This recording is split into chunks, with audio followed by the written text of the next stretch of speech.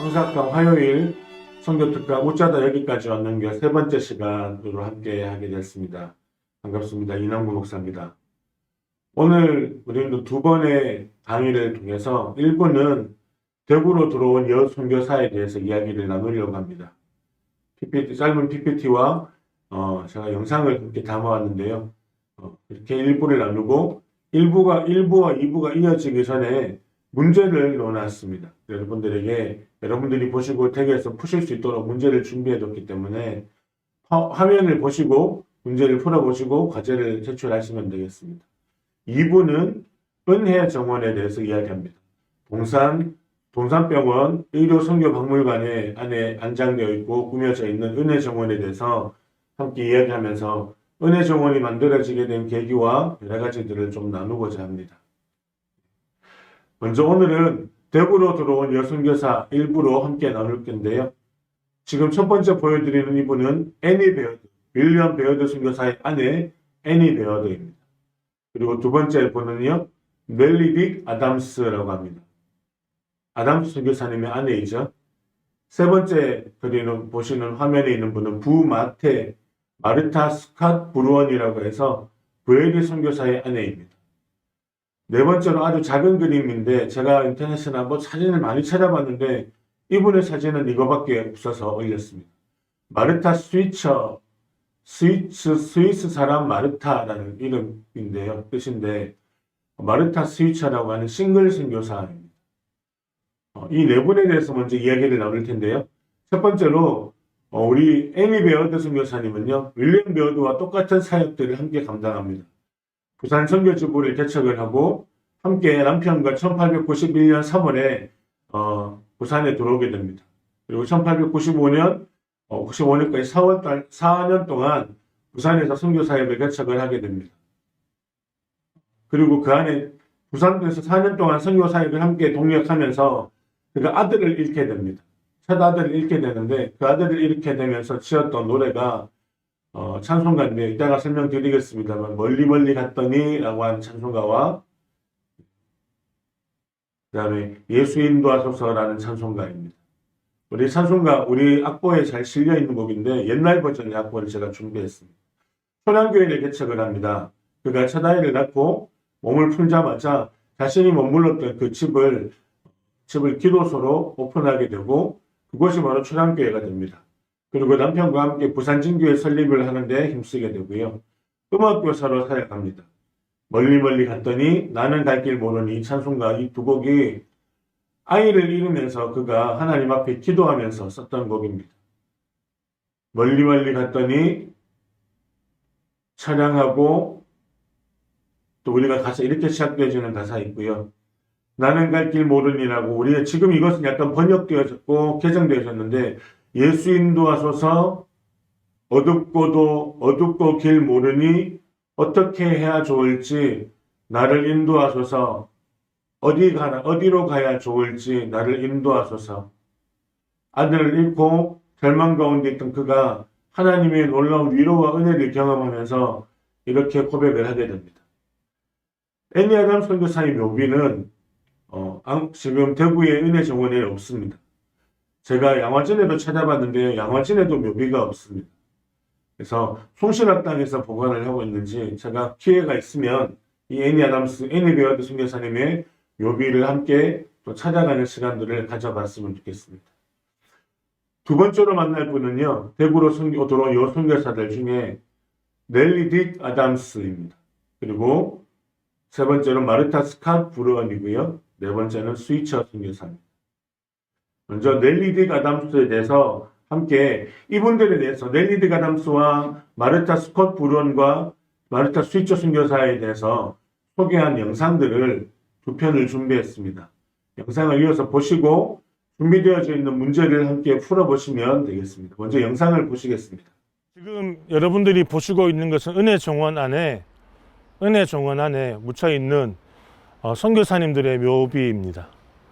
지금 보시는 이 선교사님 마르타 스캇 브루언은 한국 이름으로 부헤리라고 합니다.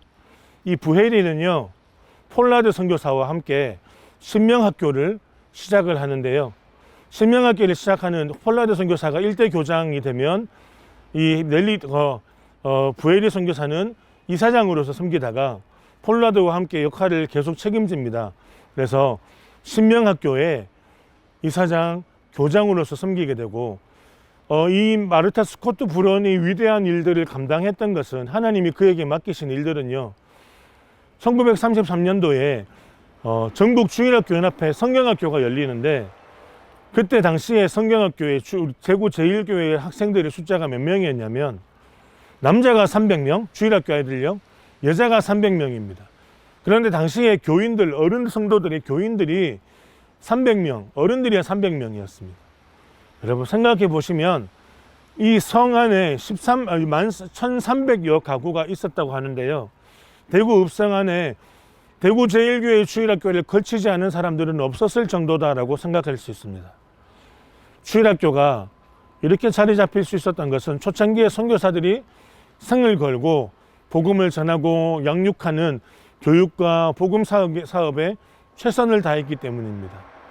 마르타 스코트 브루온이 이 자리에 묻히자 그의 자녀들인 안나 브루엔 그리고 해리어 브루엔 데이비스 이 두 자녀가 어머니와 함께 묻히고 싶다고 해서 이곳에 안장되게 됩니다. 아버지의 묘비는 결국은 찾지 못했습니다. 그래서 기념하기 위해서 브루엔이라는 이름을 기억하면 우리 아버지를 기억할 것이다. 아버지를 기념해달라는 의미가 아니라 우리 아버지가 하나님 앞에 순종하고 나왔던 그 발걸음을 대구 땅이 기억하기를 바란다는 것입니다. 어머니와 그의 아들, 딸이 함께 은혜 정원 안에 매장되어져 있습니다. 다음으로 보실 분은요. 지금 만나실 이분은 우리가 선교사님 사택으로 몇 번 만났던 분입니다. 마르타 스위처 선교사죠. 스위처 선교사님의 사택 이야기를 잠깐 나눴는데 이분이 여성 사역에 마르타 브루온과 함께 스콧 브루온과 함께 여성 사역에 최선을 다하고 자신의 생을 내어드렸던 싱글로 이곳에서 사셨던 분입니다. 싱글로 자신의 삶을 내어드렸던 독신으로 하나님 앞에 내 아를 내어드리겠다 헌신하고 나갔던 사람입니다. 뒤에 보시면 바바라 챔리스라고 하는 선교사님의 묘비가 있는데요. 이분은 1927년에 이곳에 안장되셨습니다. 여러분 선교사들이 이 땅에 들어오셔서 40세, 50세를 넘기지 못하는 이유는요. 대부분 풍토병 때문입니다. 대구가 얼마나 당시에 열악한 상황이었는지 아십니까? 베어드 선교사의 아내인 애니 베어드 선교사가 그 정신질환을 앓게 됩니다. 부산에서는 괜찮은데 대구에서 오자마자 6개월 안에 정신질환을 앓게 되는데 왜 정신질환을 앓느냐면 대구 안에 이 비위생적인 냄새와 밤이고 낮이고 가리지 않고 짖어대는 이 똥개들과 개들의 짖음 소리와 닭울음 소리가 잠을 자지 못하게 만들었다고 합니다. 그래서 대구에서 우울증이 걸리고 결국은 베어드가 서울을 지나서 평양으로 올라가게 된 그 계기 중에 하나가 자기 아내가 우울증과 정신질환을 겪었기 때문에입니다.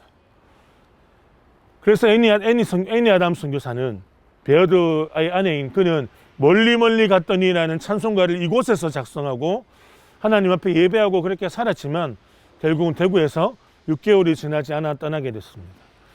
그렇다면 지금 1927년에 이곳에 묻힌 바바라 챔리스 선교사 이 사람의 생도 왜 짧은 생으로 이곳에서 마감하게 되었을까? 하나님 앞에 자신의 짧은 생을 내어놓더라도 복음의 뿌리를 내리기 위해서였습니다.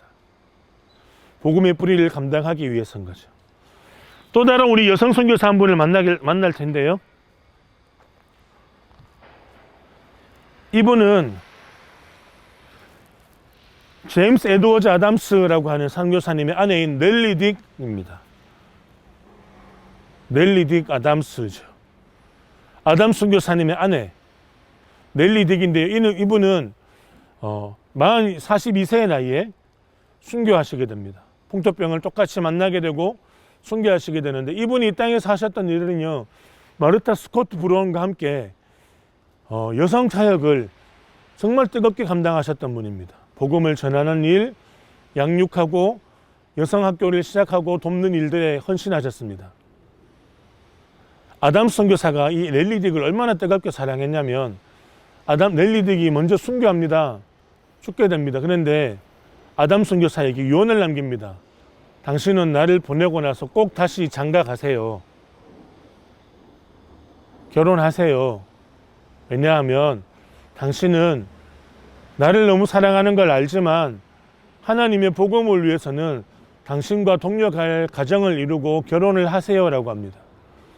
아담 선교사는 이 넬리 딕의 유언에 따라서 어쩔 수 없이 그는 함께 동력했던 선교사님과 재혼을 하게 됩니다. 그러나 그의 마음속에 자신의 아내를 잊어버릴 수 없었던 것은 그 아내가 드렸던 하나님 앞에서의 위대한 삶, 그 삶을 그는 기억하고 있었던 것입니다. 그래서 그의 아들들, 아담 선교사의 아들들이 개성학교와 계명대학교의 초대 이사장이 되고 학장이 되면서 이 땅에서 복음의 일을 감당하게 됩니다. 이 넬리 딕, 우리가 기억해야 할 대구 지역에서 순교하며 복음을 감당하였던 여성 선교사입니다. 네, 1강 마지막 문제 화면입니다. 대구 여성 선교사들의 사역 중 아닌 것이 무엇인가? 제가 영상을 보면서 충분히 설명을 드렸는데요. 주일학교 사역, 여전도의 사역, 재중원 사역. 이 재중원은 병원 약방 사역입니다. 잘 기억하시면 오늘 제가 이야기한 것 중에 이야기하지 않은 것이 있습니다. 그리고 대구에서 선교 사역한 여성 선교사가 아닌 분은 누구인가? 넬리 딕, 브헤리, 부마테이죠. 그 다음에 사보담. 네. 세 분 중에 한 분은 남자분이십니다. 자, 1부 강의를 마치고요. 문제를 푸신 다음에 2부를 시작하도록 하겠습니다.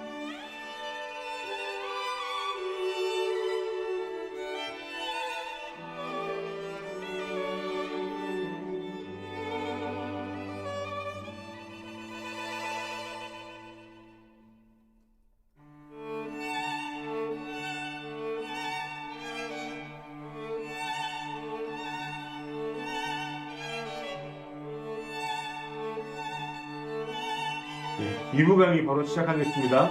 웃자다 여기까지 하는 이어서 3강 2부 은혜 정원으로 가는 길입니다. 은혜 정원은요, 지금 현재 대구 제1계와 동산병원 사이에 있는 그 고가도로, 지하도로를 가는 그 길, 선교사 묘역으로 관리되어져 있는 것이 은혜 정원이라고 부릅니다. 이 은혜 정원은요, 은혜 정원이 시작이 되게 된 것은 선교사님들의 그 안에 묘가 안장이 될 때인데, 양화진의 선교사님이 첫 번째 선교사님이 묘가 안장되어질 때 양화진이 허락이 됩니다. 그분은 존 헤론이죠. 존 헤론이 순교하면서 그의 인성과 그의 영성을 존중했던 고종 황제와 선교사들이 양화진에다가 존 헤론을 묻게 됩니다. 이 넬리 딕 은혜 정원은요, 아담 선교사의 아내인 넬리 딕이 먼저 그곳에 묻히게 되면서 넬리 딕을 기념하면서 사랑했던 수많은 후배 선교사들이 그 자기 집 앞마당에다가 그 선교사의 묘비를 두고 함께 기념하는 자리를 만들게 되는데, 그것이 은혜 정원입니다. 넬리 딕은 아담 선교사의 아내인데요. 세 번째 막내 아이를 출산을 하고 후유증으로 그 생을 마감하게 됩니다. 1909년 10월 31일 43세 일기로 생을 마감하게 되자 동료 선교사들이 자신들의 집 앞마당에 넬리 딕 선교사를 안장하고 그 마당 이름을 은혜 정원, 그레이스 오브 가든, 멀시 오브 가든 이렇게 부르게 됩니다. 은혜 정원에 있는 비문은 이렇게 남겨져 있습니다. 우리가 어둡고 험난할 때 건너왔던, 그리고 미국에 와서 이 땅에 와서 복음으로 수고했던 선교사들의 발자취를 기념합니다 라고 하는 의미로 은혜 정원에 머릿돌이 새겨져 있습니다. 먼저 이 은혜 정원을 처음 들어가게 되면요, 먼저 만나게 되는 그 흔적들이 있습니다. 보시는 화면에 왼쪽 화면은요, 사과나무입니다. 여러분, 대구가 사과로 유명한 이유는 그 사과나무를, 우리 원래 대구 땅에 한국에 사과나무가 없었습니다. 그런데 언더우드 선교사가 미국 캘리포니아에서 자신의 고향 미국에서 그가 가지고 왔던 사과나무 종자를 16뿌리를 가지고 옵니다. 그래서 전국에 8군데를 나눠서 사과나무 종자를 심게 되고 그 대구의 사과나무 종자를 관리하고 심은 사람이 존슨입니다.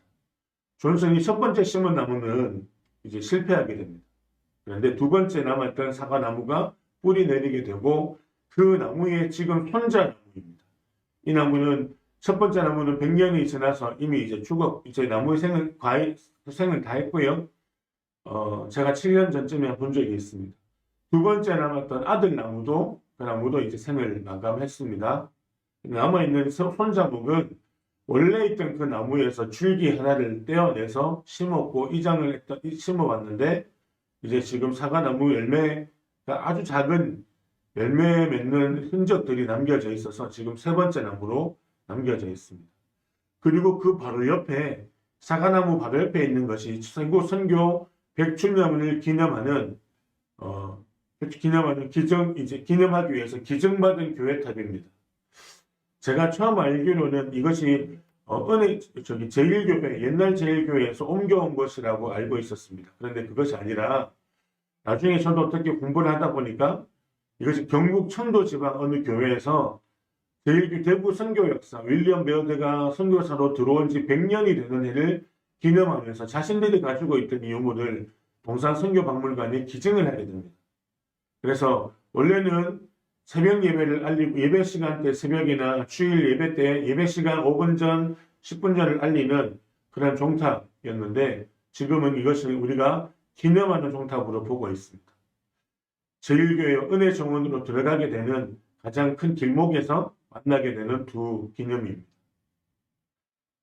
다음으로 우리 함께 보시게 될 영상은요. 은혜 정원 안에 있는 세 분의 선교사님들의 우리 선교사 자택들의 영상을 볼 것입니다. 첫 번째로 만날 집은요. 챔리스 선교사님의 집입니다. 그리고 두 번째는 스위트 선교사님, 세 번째는 블레어 선교사님의 집을 만나게 될 텐데요. 이 선교사님의 집들은 선교사님의 집이기도 했지만 당시에 제1교회 중심으로 시작되어졌던 학교로 운영이 되어지기도 했습니다. 주일말 학교, 주중에 뜨개질 학교, 스위처 선교사님의 집에서는 아이들이 함께 모여서 뜨개질을 배우고 그 다음에 바느질을 배우면서 그 다음 영어도 배우고 했던 학교가 시작이 되어지는 곳입니다. 세 군데를 함께 방문하게 될 텐데요. 그 영상들을 함께 보시도록 하겠습니다. 지금 우리가 찾아온 것은요.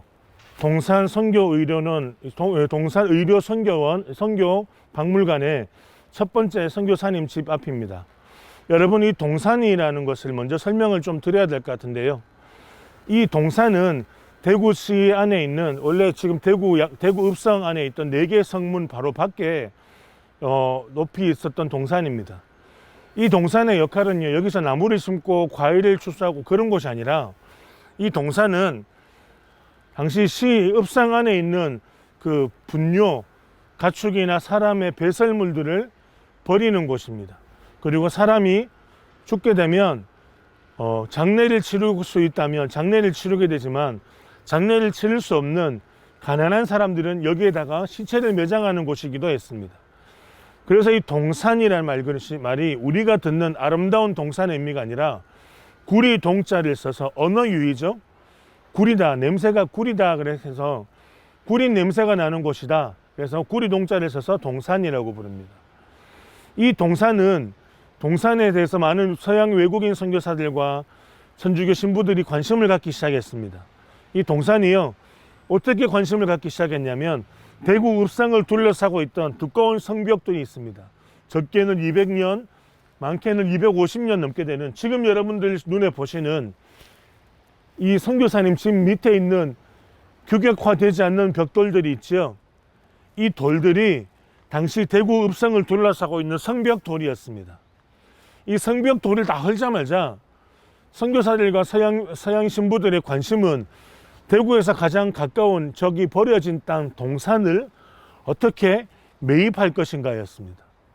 그런데 천주교에서는 이 땅에 들어온 지 200년이 된 천주교에서는 동산을 매입하는데 쉽지 않은 방해들이 있었습니다. 양반들이 어떻게 우리가 시체를 묻는 땅, 우리의 배설물을 묻어 버리는 땅을 사겠느냐, 내 눈에 흙이 들어와도 못 산다, 이렇게 양반들이 버티고 있었습니다. 그런데 개신교 선교사들은 그 땅을 사는 것이 쉬웠습니다. 왜냐하면 반대하는 성도가 없었기 때문입니다. 아담 선교사가 복음을 전하다가 만났던 최초의 성도 교인 서자명은요, 서자명 이 땅의 주인인 달성서씨 문중의 사람이었습니다. 그래서 여기서 나무를 헤어서 가거나 분뇨를 버리거나 이런 일들을 늘 하던 사람이었습니다. 이 서자명이 중심이 되어져서 달성서씨 문중들이 자신들이 관리하던 이 땅을 다 선교사들에게 판매하게 됩니다. 선교사들에게 이 땅을 팔면서 선교사들은 경상감령에다가 요청하기를, 우리가 성벽돌, 이 성벽돌을 다 수거해 갈 테니 이 돌을 우리에게 팔아라 했더니, 당시에 지금 우리의 돈으로 환산하면 하나에 100원도 안 되는 돈으로 이 성벽돌을 다 팔았답니다. 왜냐하면 돌 무더기가 쌓여 있으니까 경상감령의 이 목사는 경상감령에 있는 감찰사는 이 돌이 짐이었거든요. 그래서 선교사들이 사가지고 한다 그러니까 얘다 다 가져가라. 그런데 공짜로 줄 수 없으니까 얼마씩은 내라 그랬는데 그 내라고 한 그 돈값이 완전 헐값이었습니다. 그래서 선교사들은 이 동산을 매입을 하고 이 동산 앞에서 양령시에서 제중원을 시작을 하고 이 동산 위에 선교사들이 자신들이 살 수 있는 집들을 짓기 시작합니다. 이 동산에 있는 의료 선교 역사박물관에 3분의 집이 있는데요. 첫 번째는 스위츠 선교사의 집입니다. 스위츠 선교사의 집 자택인데 여기는 선교박물관입니다. 여러분 사무엘 마페시라고 하는 마포 3열이라는 선교사가 있는데요. 그의 그의 아들인 마포 화열이라는 사람이 이 동산병원의 5대 원장으로 오셔서 여기서 70세의 나이로 정년 퇴임을 하시고 돌아가십니다. 이제 미국으로 돌아가십니다. 10여 년쯤 전에 이분이 다시 한국으로 오셨습니다. 오시고 여기서 생을 마감하시고 돌아가시게 됩니다. 그래서 그의 생의 마감을 묘비를 마포 화열 선교사님의 묘비를 저기 안에 은혜정원 안에 매장해 두었습니다. 이곳이 첫 번째 한국교회, 특히 대구 지역의 선교 역사를 이야기하는 선교 박물관입니다. 저희가 다음 집으로 두 번째 집으로 갈 곳은, 그 집은 의료 박물관입니다. 챔리스 선교사의 집이 살았던 집인데요. 안타깝게도 지금 이 동산병원에 있는 세 군데의 선교사 박물관이, 선교사님들의 집은 코로나 때문에 저희가 방문해서 안에 들어가서 설명할 수가 없는 상황입니다. 밀폐된 공간이기도 하고 많은 사람들이, 하루에도 수십 명의 사람들이 왔다 갔던 공간이기 때문에 이 공간이 지금은 폐쇄되어 있습니다. 그래서 밖에서밖에 설명드릴 수 없다는 것이 안타까운 마음입니다. 두 번째 집으로 이동하도록 하겠습니다.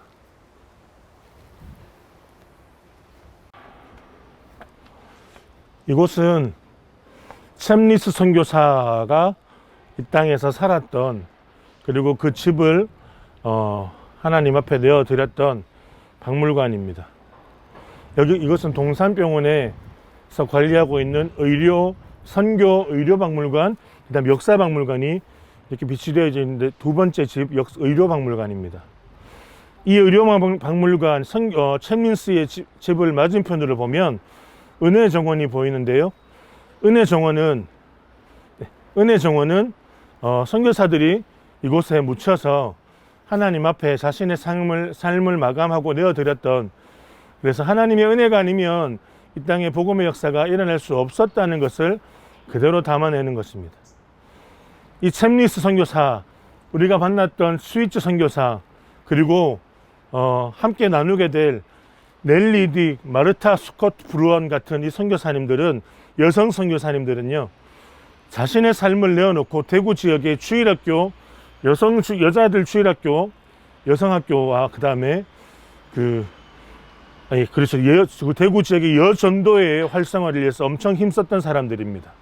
늘 여자아이들을 데리고 모아서 이곳에서 수학을 가르치고 영어를 가르치고 뜨개질을 가르치면서 생계에 기본적으로 살아갈 수 있는 생계적인 방법들을 가르쳤습니다. 그리고 영어를 가르쳐서요. 영어와 수학을 배운 아이들이 학교를 들어가게 되는데 신명서학교가 그렇게 시작이 되어집니다. 지금 이 나무와 덩굴을 넘어서 있는 학교가 신명학교입니다. 남자들은 개성학교로 가게 되고요. 아담스와 브루언과 그리고 그다음 존슨과 많은 남자 선교사들이 아이들을 양육해서 남아들을 보낸 학교는 개성소학교, 여아들을 보낸 학교는 신명학교입니다. 이 개성학교와 신명학교가 아이들을 계속 양육해서 세우다 보니 전문학교가 필요하게 되었습니다. 그래서 개성학교의 개자와 신명학교의 명자를 따서 계명전문학교가 시작이 되어지는데 그것이 현재의 계명대학교입니다. 미션의 마인드를 가지고 세워졌던 이 학교가 지금 우리는 솔직히 돌아볼 때 계명대학교를 볼 때 미션 학교가 맞는지 질문을 던지는 것이 원목실이 있고 교목이 있지만 학교가 믿음의 정체성대로 움직여지는가에 대한 질문은 우리가 던져볼 필요가 있을 것 같습니다. 아무튼 이곳은 샘리스 선교사의 사택입니다. 이곳이 언젠가는 개방되어질 때 이 안에 있는 의료박물관의 자리를 함께 둘러보고 함께 하나님의 발걸음들을 생각해 볼 수 있기를 소망합니다. 마지막 세 번째 집으로 이동해 보도록 할까요? 다음 집으로 이동하겠습니다. 이곳은 선교사 블레어의 집입니다. 교육 역사박물관으로 구성이 되어져 있고요. 이 안에 들어가면 짧게는 신석기 시대부터 청동기 시대 철기 문명의 물건을 사용했던 것이 잠깐씩 짧게 나와 있습니다. 그 다음에 이때에는 개화기 조선 때 우리가 공부했던 그 교육 도구들이 함께 나와 있기도 하고요. 그 다음에 마지막 우리 근대화의 역사들을 잘 담아 놓고 있습니다. 근대 한국 사회의 역사가 어떻게 이루어졌고 설명되고 있는가도 간단하게 나타내고 있는데 이 집 또한 블레어 선교사가 자신의 삶을 하나님 앞으로 내어드리면서 이 집에서 아이들을 양육하고 여학생들을 양육하고 함께 키워갔던 그 자신의 집입니다. 그의 집이지만 하나님의 집이 되어진 곳이죠. 카메라 영상으로 잠깐 둘러보시면 저기는 옛날에 했던 장독대, 선교사들이 직접 장을 담궜습니다. 아이들과 함께 장도 담그고요. 장독대가 있고 여기 보시면 이 안에 보시면 뭐 장작을 떼고 나무를 만들었던 여러 가지 방법들도 있고요. 그래서 대구시에서 유형문화재 제26호로 스위츠 챔리스 블레어의 집을 문화재로 관리하고 보관했습니다. 이 새 동산의 집을 만들 때 동산의료원만이 담당할 수가 없어서 당시에 대구시에서 함께 이 일의 공사와 문화재 사업을 함께 주도했던 것으로 함께 진행했던 것으로 저는 알고 있습니다. 의료 역사 박물관입니다. 우리가 교육 역사 박물관입니다. 기억해야 할 것은 선교사들이 이 땅에서 교육과 섬김과 그 다음에 의료와 모든 영적인 책임들까지도 함께 다 지는 일들을 이곳 동산에서 대구시는 버렸으나 당시 대구 시민들은 버린 산이나 하나님이 예배하신 이 동산에서 이 일을 함께 진행해 왔던 것입니다. 우리는 그들의 발걸음을 이 세 사람을 기억하지 않는 것이 아니라 그들의 발걸음을 인도하시고 함께 하셨던 하나님의 역사를 우리는 기억해야 합니다. 이제 우리의 동산에서 가장 중요한 곳이죠. 선교사들의 마지막이 담겨져 있는 눈물의 씨앗들이 담겨져 있는 은혜의 정원으로 이동해 보도록 하겠습니다. 함께 가실까요? 소텔 선교사는요, 아담 선교사가 북쪽으로 그의 매형에게서 배웠던 내륙 전도를 따라 전도 여행을 다니면서 발견한 안동이라는 큰 도시를 발견하게 되고, 아담 선교사는 브루언과 소텔을 함께 동행해서 그 안동으로 들어가게 됩니다. 그리고 나서 소텔은 다시 대구로 들어왔다가 신혼이었는데 아내와 함께 안동으로 들어가게 되고 1년 동안 거기서 복음을 전하는 일을 하게 되는데요. 그러다가 그는 그의 생을 장티푸스 같은 풍토병을 만나서 1년밖에 되지 않은 그의 생을 마감하게 됩니다. 그런데 이 소텔이라는 사람을 우리가 꼭 기억해야 될 것은요, 소텔이 1년 동안 거기 머물러 살면서 만났던 사람들이 있습니다. 그곳에서 경북 북부지방에 소태를 찾아왔던 한 여인 할머니가 그를 찾아왔게 되고 그가 전하는 야소 복음을 듣게 되고 할머니가 그의 집 사랑방 앞에 일주일 동안 아침 저녁을 드나들게 됩니다. 그리고 소텔이 전한 복음을 배우게 되고 그래서 그는 자기의 고향인 고향 의성으로 돌아가서 의성 사곡 지방이죠. 그곳으로 돌아가서 자신의 아들들이 복음 앞으로 나오고 가족이 다 예수 믿도록 하는 교회를 시작하게 됩니다. 의성 최초의 성도가 되고 신자가 됩니다. 이 소텔이 만난 사람, 안동 최초의 신자를 만나게 되는데 아담 선교사와 함께 만납니다. 권수백이라는 분입니다. 권수백이라는 분은요, 제가 다음 주에 제가 기회가 되면 권서인을 이야기를 나눌 때 권서 성경을 권했던 사람, 복음을 전했던 우리 현지 사람들, 믿음의 선배들 이야기할 때 꼭 다루고 싶은 분입니다. 권서. 그 중에 대구에서 안동까지 220리가 넘는 200여리가 넘는 그 길을 왔다 갔다 다니면서 아담 선교사에게서 성경을 받고 다시 안동으로 가서 복음을 전하고 그래서 안동 지역의 최초의 성도였던 권수백 어르신의 이야기를 꼭 다루고 싶습니다. 이 소텔은 북부지방 안동에서 거주했던 최초의 거주 선교사이고 1년 동안 그곳에서 복음을 전했습니다. 하나님의 위대한 역사는 이렇게 한 사람, 자신의 생을 건 한 사람을 통해서 하나님은 일하십니다. 우리가 은혜정원 그리고 선교사님들이 이야기를 나누면서 매번 강의 때마다 제가 마지막에 꼭 함께 나누는 말씀이 있습니다. 그 말씀은 요한복음 12장 24절인데요. 내가 진실로 진실로 너희에게 이르노니 한 알의 밀이 땅에 떨어져 죽지 아니하면 한 알이 그대로 있고 죽으면 많은 열매를 맺느니라. 우리가 다른 말씀보다도 이 말씀을 성사학당 선교 강의 중에서 꼭 기억했으면 좋겠습니다. 하늘의 밀이신 예수 그리스도께서 땅에 떨어져 죽으심으로 우리가 생명으로 우리가 태어나게 되었다면 그 부르심과 순종 앞으로 나왔던 선교사들의 발걸음들이 오늘 우리가 함께 나눴던 여성 선교사님들의 발걸음들 그리고 은혜정원에서 만났던 그 선교사님들의 이야기들이 지금 우리를 있게 하고 있는 것이라고 생각할 때 감사할 수밖에 없습니다.